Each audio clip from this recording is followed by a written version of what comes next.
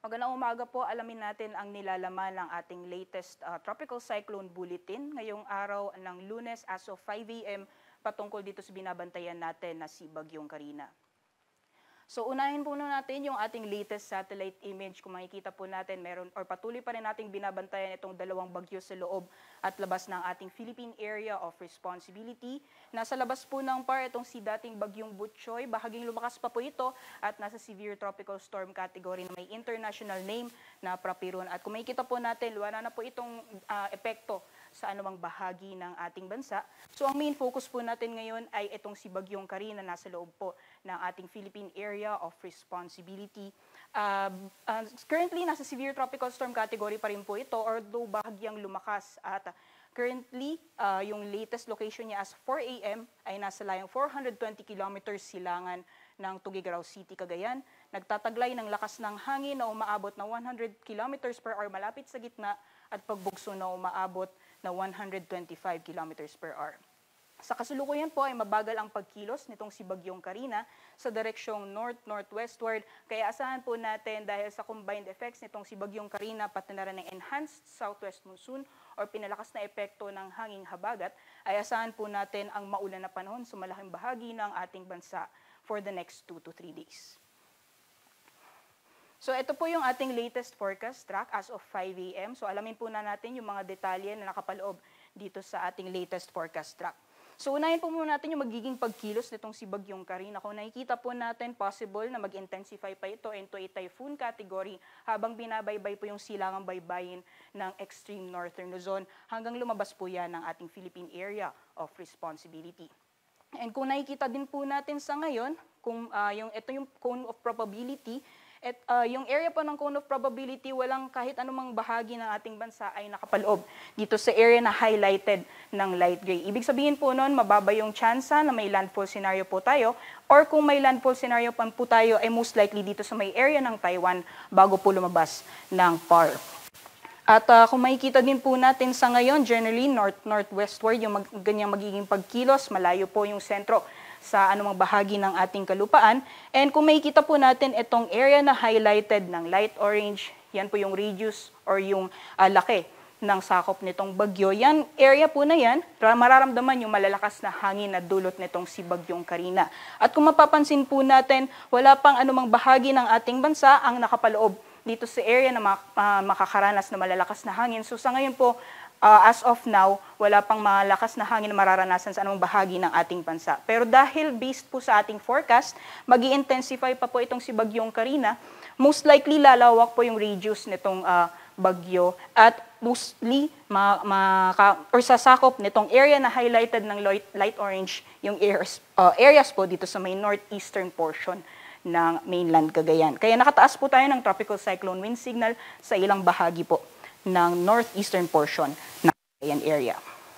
So sa mga susunod na araw, based po sa ating latest track forecast, for the next 24 hours or bukas po, mamataan po yung sentro nitong si Bagyong Carina, nasa layong 415 kilometers east of Calayan, Cagayan. Pagdating naman po ng Wednesday, nasa 335 kilometers east-northeast ng Itbayat, Batanes. Pagdating naman po ng Thursday, ay possible po nasa 455 kilometers north of Itbayat, Batanes, at pagdating man po ng Friday ay nasa labas po ito ng ating Philippine Area of Responsibility.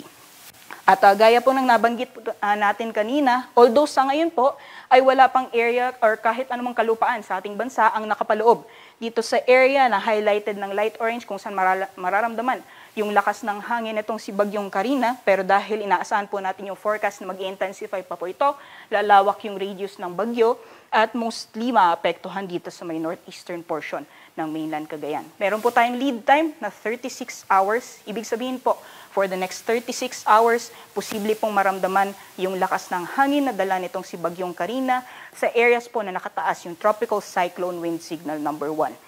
So yung area po na highlighted, yung light blue, yan po nakataas yung tropical cyclone wind signal number 1, dyan po sa eastern portion ng mainland Cagayan, dyan po sa Santa Ana, Gataran, Bagao, Peña Blanca, Lalo at Gonzaga, pati na rin ng Isabela, Divisan, Palan at Maconacon.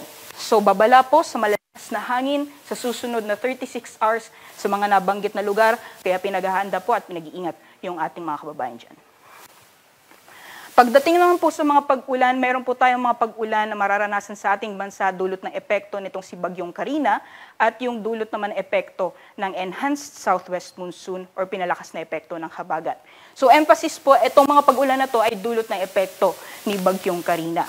Ngayong araw, inaasahan po natin yung 100 to 200 mm na mga pag-ulan. Yan po ay heavy to intense rainfall sa may extreme northeastern portion ng mainland Cagayan. Samantalang 50 to 100 millimeters ang mararanasan ngayong araw or moderate to intense or moderate to heavy na mga pag-ulan naman sa Buyan Islands, eastern portions ng mainland Cagayan at Isabela. Ito po ay dulot ng mga kaulapan na dala nitong si Bagyong Karina. Bukas naman po, heavy to intense na mga pag-ulan mararanasan sa Batanes, samantalang moderate to heavy naman or 50 to 100 millimeters posible ding maranasan sa Babuyan Islands at northeastern portion ng mainland Cagayan.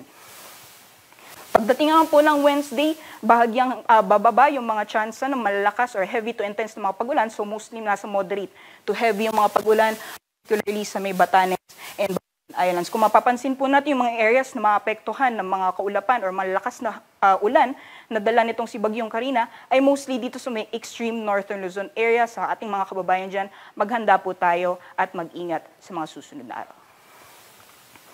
Ito naman po yung areas or heavy rainfall dulot ng epekto ng enhanced southwest monsoon or pinalakas na epekto ng habagat dahil hinahatak po siya nitong si Bagyong Karina. So malaking bahagi po ng Luzon, makakaranas po ng malalakas na mga pag-ulan. For today po, based po sa ating latest na weather advisory, 100 to 200 millimeters ay mararanasan or heavy to intense rainfall mararanasan sa La Union, Pangasinan, Benguet, Zambales, Bataan at Occidental Mindoro. Samantala sa moderate to heavy ang mararanasan ngayong araw dito po sa Metro Manila, Ilocos Norte, Abra, Tarlac, Bulacan, Nueva Ecija, Rizal, Cavite, Batangas at Calamian Island. So mapapansin po natin mostly dito sa may western section po ng Luzon, makakaranas na malalakas na mapugulan dulot po ng epekto ng enhanced southwest monsoon. Pagdating lang po bukas, mostly same areas po makakaranas nitong mga heavy or moderate to heavy mga pag-ulan, 100 to 200 millimeters mararanasan or heavy to intense rainfall. Bukas mararanasan sa Ilocos Region, Benguet, Zambales, Bataan, pati na rin sa Occidental Mindoro at to heavy naman ulan panahon dito sa Metro Manila, Apayao, Abra, Tarlac, Pampanga, Bulacan, Nueva Ecija, Rizal, Cavite, Laguna, Batangas at Calamian Islands. Pagdating naman po ng Wednesday, July 4, patuloy pa rin makakaranas ng malalakas mga pag-ulan dito pa rin sa same areas or western section ng Luzon. So dyan po, heavy to intense rainfall pa rin mararanasan sa Ilocos Sur, La Union, Pangasinan, Benguet, Zambales, Bataan, pati na rin sa Occidental Mindoro at moderate to heavy na mga pag-ulan mararanasan pa rin sa may Metro Manila, Ilocos Norte, Apayao, Abra, Pampanga, Bulacan, Ecija, Rizal, Cavite, Laguna, Batangas at Calamian Islands. So kung mapapansin po natin yung mga areas na nabanggit po natin mostly dito sa may western section ng Luzon, kaya babala po sa ating mga kabayan ang mga posibilidad ng mga pagbaha o pagguho ng lupa at paghandaan po natin sa malalong-lalo na yung mga areas or mga low-lying areas. Pagdating naman po sa malalakas na hangin, yung areas po na nakataas ng tropical cyclone wind signal number 1, asahan na po natin for the next 36 hours or within the next 36 hours ay makakaranas po ng malalakas na hangin na dulot ng epekto nitong si Bagyong Karina. Samantalang strong to gale force na or malakas pa na hangin, ang mararanasan ay dulot pa rin na epekto naman ng southwest monsoon na enhanced nitong si Bagyong Karina. Ngayong araw, possible po yung malalakas na hangin sa areas mo ng Minnapa, Bicol Region, Western Visayas, Northern Samar, at sa northern portion ng Samar.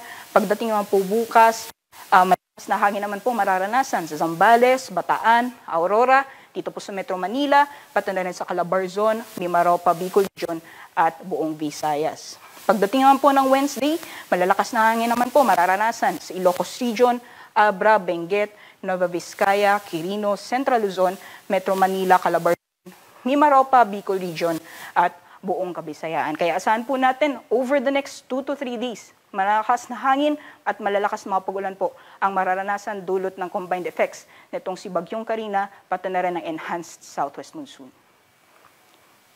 Pagdating naman po sa kalagayan ng ating karagatan, dahil makikalayuan po yung sentro nitong si Bagyong Karina, wala po tayong gale warning sa ngayon, pero delikadong pumalaot, lalong-lalo na yung ating mga kababayan na may mga maliit na sakyang pandagat dito sa may silangang baybayin at kanlurang baybayin po ng ating bansa.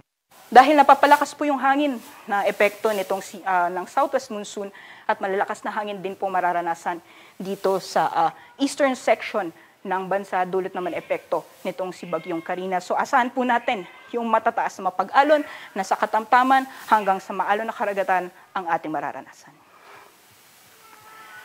At based po sa ating outlook, etong si Bagyong Karina ay inaasahan po natin possible mag-intensify pa into a typhoon category sa susunod na 24 oras, generally north-northwestward to northward ang kanyang magiging pagkilos hanggang mid-Wednesday at possible lumabas po ng ating Philippine Area of Responsibility Wednesday or Thursday po ng madaling araw. At hindi po inaalis yung possibility ng rapid intensification or bigla ang paglakas nitong si Bagyong Karina sa mga susunod na oras.